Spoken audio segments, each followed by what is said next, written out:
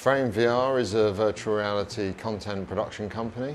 We help our partners and other organisations look at the way they do things in a new way. FrameVR was initially set up in mid-2016, really to work on a specific project called The Buried, and we found fairly quickly that there was a lot of interest from a lot of other sectors to do with virtual reality. We kind of ended up with 3 pillars in the company that we cover. We do entertainment products, mostly out-of-home entertainment. We do corporate projects as well, mostly around training, and then we also do higher level arts projects. When you move into VR, you've got to think about it as an experience. You've got to think about it as it's not telling and directing a story, it is creating an experience for somebody. The thing to remember about VR is that you can't just take a short film and then stick it in VR, because the user is immersed in VR, which is great because they've got that presence there, but they need to feel like they also have agency, so they need to feel like they're in that world naturally, and also that they have a purpose in that world. So you have to be quite creative in terms of where you want them to look and how you want them to react emotionally and how you want them to interact and be involved with the story. Imaginarium is Frame's entertainment brand. So we decided fairly early on that we're probably not going to go down the VR games route.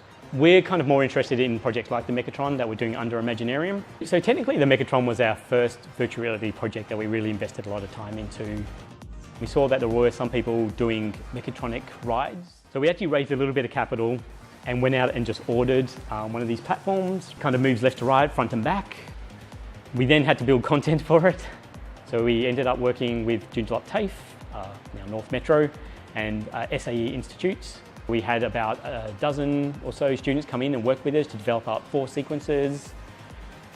We then packaged those sequences up and we took them to the Kaleidoscope Festival. We played it very safe with the content because we knew there were going to be a lot of kids there. So the rides are very kind of safe. There's no roller coaster rides or jump scares or anything for those. Although those are the things that people are now requesting that we go and make.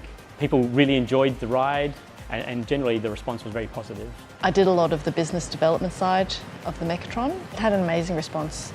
People loved it. They just came out gobsmacked. Everyone from little kids to grandmas in wheelchairs loved it, and it just really has such massive appeal. The long-term vision for Imaginarium is to actually open retail VR stores.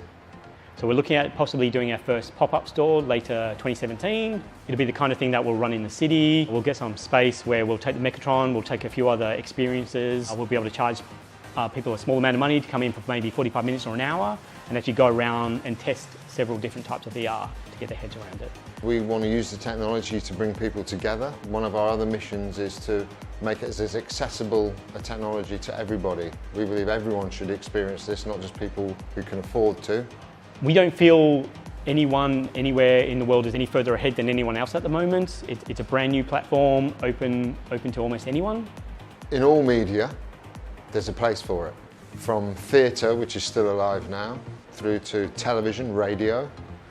Really important. When TV came out, people said radio's going to die. It's not. It's never been more popular. I think VR will just be in that mix. You'll use it when you need to. It's a natural evolution, our relationship with computing and technology. But I do think it is the last screen.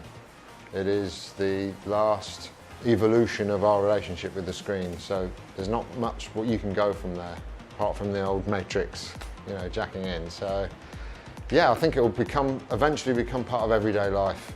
In the same way as you fire on a TV, you'll drop into VR to do something that's important to you.